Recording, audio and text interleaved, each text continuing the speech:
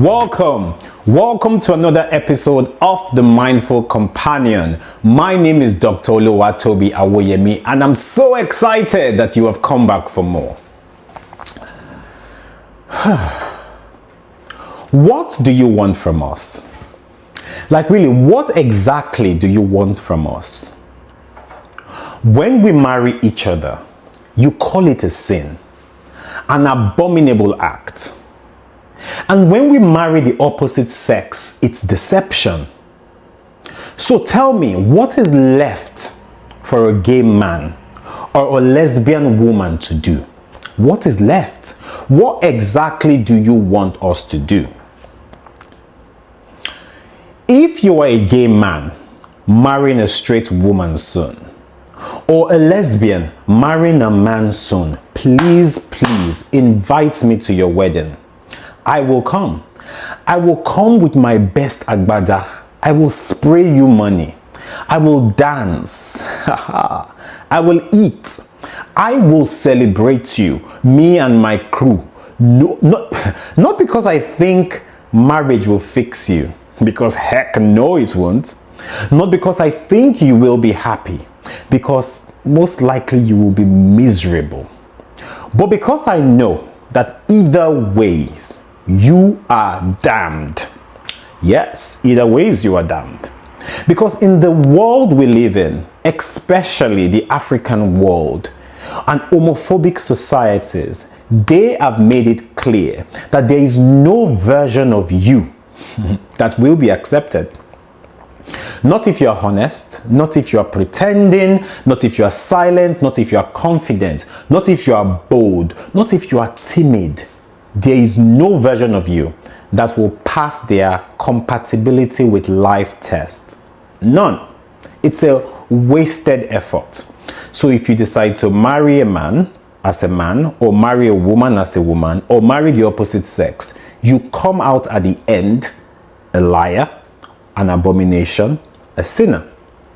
Now, I want to start by talking about those who tried. Shout out to all the OGs who have tried their best. We've seen the brave ones. I won't be mentioning anyone's names because none of them have actually come out and admitted they are queer. But I want to talk about the ones who showed up boldly. Those who came online, who wore makeup, who wore skirts, who cross-dressed, showed up as themselves authentically. Those who posted videos being flamboyant online, carefree, effeminate, finally choosing themselves, choosing joy, choosing happiness, living free. What did the world do to them? What did Nigerians do to them? What did the internet do to them? They devoured them. They came for them. You are a disgrace. You will burn in hell. You are a disgrace to your family. You are destroying our culture. Why are you shoving it down our throats? So what happened? What did they do? They panicked. They panicked. They retreated into the backgrounds. They went back into hiding. They went back into the closet. They started posting videos of women online. They started posting old photos of girlfriends that don't even know they exist. They started releasing clips from parties, leaking their own sex tapes with the opposite sex. Suddenly, the makeup disappeared. No more lashes, no more nails. The tone changed. Their stories changed. I'm still a man. I'm just doing it for content. I've never been gay. You people don't understand art. You don't understand creativity. I'm just doing it for fun. No, don't put me in trouble. Oh. It's just content. Oh, I beg. Oh, I be man. Oh. They retreated. They retreated back into the shadows, back into the closet to survive. To survive, they went back. They thought about it a second time, a second take that Am I ready for this life that these people will drag me through? Am I ready for the shame that my family would feel if I continue living my best life, my authentic self?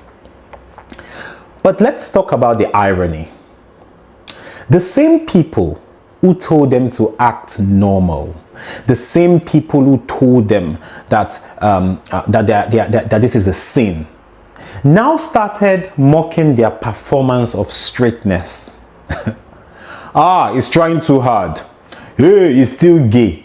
Wow, why is he talking like that? See how his hands are moving. It's not even convincing at all. This is cover. He's trying to cover up. Damage control.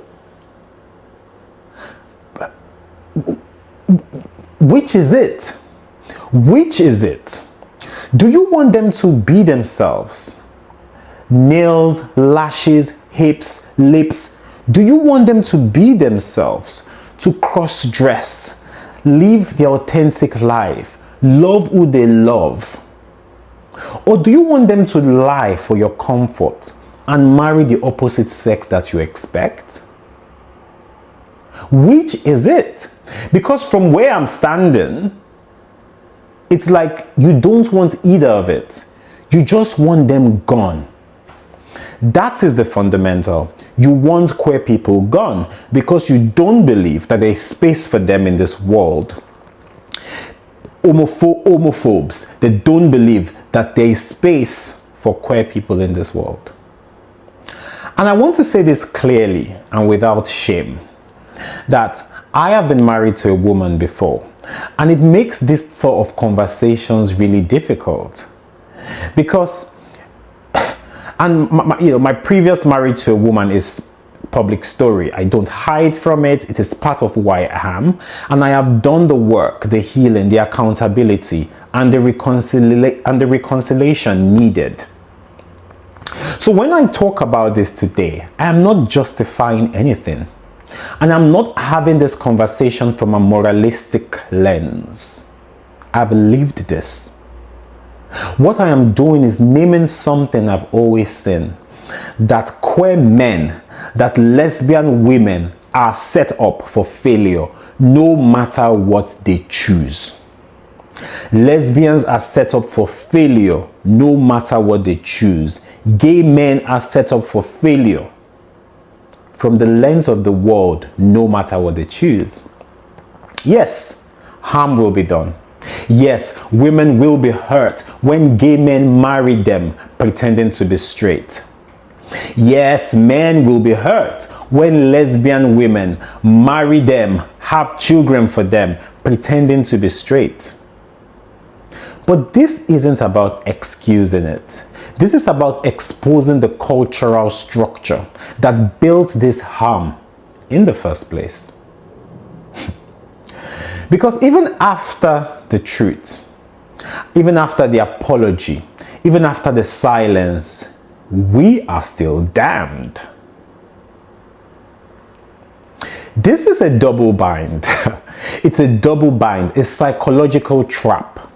You are given two choices, but both lead to punishment. If a queer man lives truthfully, he is immoral, he is sinful, he is rejected, he is criminalized. If he lives dishonestly to fit into the heteronormative mold that has been thrusted upon him, he is deceptive, he is manipulative, unworthy of love. What do you want us to do? Either ways you lose. Either ways you call him broken. That's not morality. That's not accountability. That is erasure. It is erasure. And here's the truth that society doesn't want to admit. That these people, these homophobes, the world, these homophobic societies and people don't actually believe we deserve to exist. They want us gone. That there is no suitable outcome for us in their books.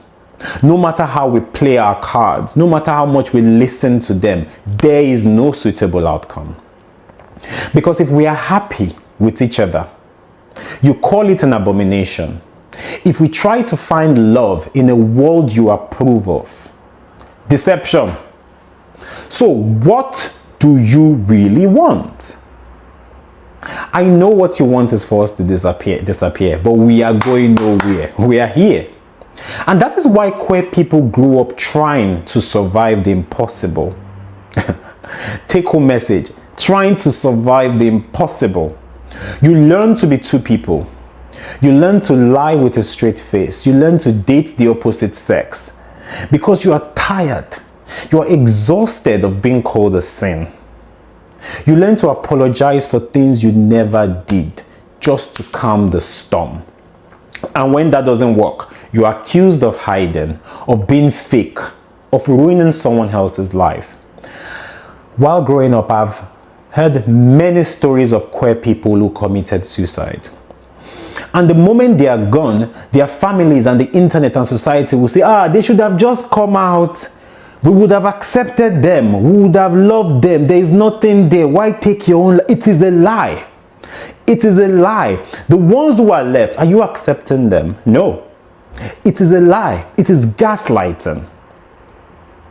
I know many queer men who genuinely try to live normal lives, who are still trying their best, who married women with good intentions, who prayed every night for this desire to go, who built homes, raised children, and buried their truth in anguish and silence. Guess what?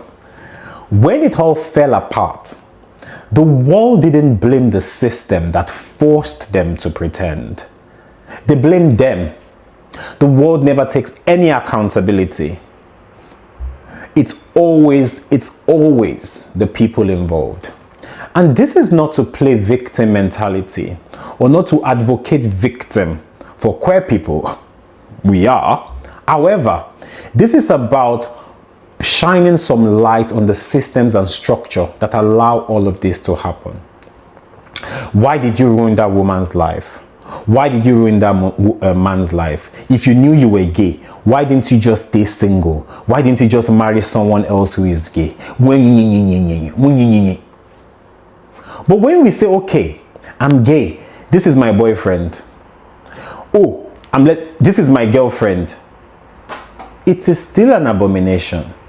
Keep it to yourself. Don't shove it down our throats. It is just a phase. You can change. Have you tried a woman? Have you tried a man? When you try them, you realize that this thing you are feeling, it's a trap with no exits.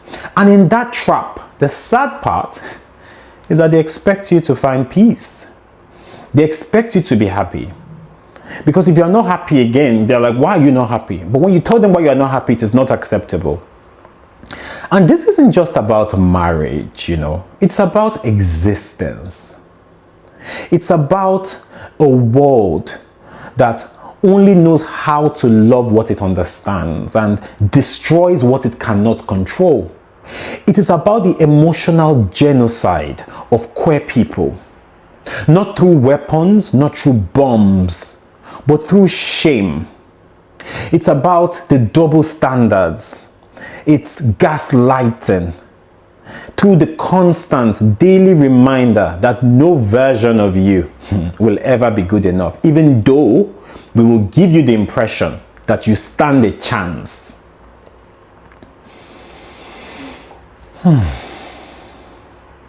Tell me, talk to me. If you're watching this video, talk to me. Have you ever felt like the world asks you to be something, and when you eventually become that, they still hate you for it? Tell me in the comment section, have you ever felt like there is no winning because your happiness, your love, your truth just isn't something the world believes you deserve? Drop it in the comment section. Say it for yourself. Say it for a friend. Say it for someone else. Tell us a story you've heard. Your truth is valid here. The problem is that the world wants to confuse you. It wants to make you doubt your path, throw you off a little bit, to make you feel shame for any decision you make. If you are queer, if you own your truth, the world tells you are wrong. You are a liar, you are a betrayer, you are a manipulator. If you decide to marry someone of the opposite sex or date them, the world tries to confuse you. But hear this, my queer people. Your love is not a sin. Your survival, whatever that looks like for you, is not deception. And your joy is not a threat. So, as always, remember, take your truth with you. It will lead you to happiness and freedom.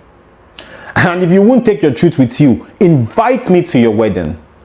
I promise I will come and I will rejoice with you. I will rejoice with you knowing that I understand your story, that I understand where you are coming from, and there will be no judgment. I will come, I will dance, I will greet your opposite sex partner, and I will be genuinely happy for the life that you think you are able to have, because I know that you feel that you are damned either way. Thank you. Thank you for coming to another controversial episode of The Mindful Companion. Thank you so much for taking the time out to watch this video today. And thank you to all those people who have been engaging in the comment section so far. I am building family with you. And when I see your comments day in, day out in this comment section, it feels like I am connecting with a brother, with a sister. Please carry on doing so. And to those of you watching this video who have not subscribed, God knows the address of your house. Please subscribe to the channel, because subscription to the channel helps my channel grow, and it might just be the single act of defiance that you can do to push this video across YouTube so that other people who need it can see it. I look forward to seeing you again next week. Have a lovely week ahead. Look after yourself.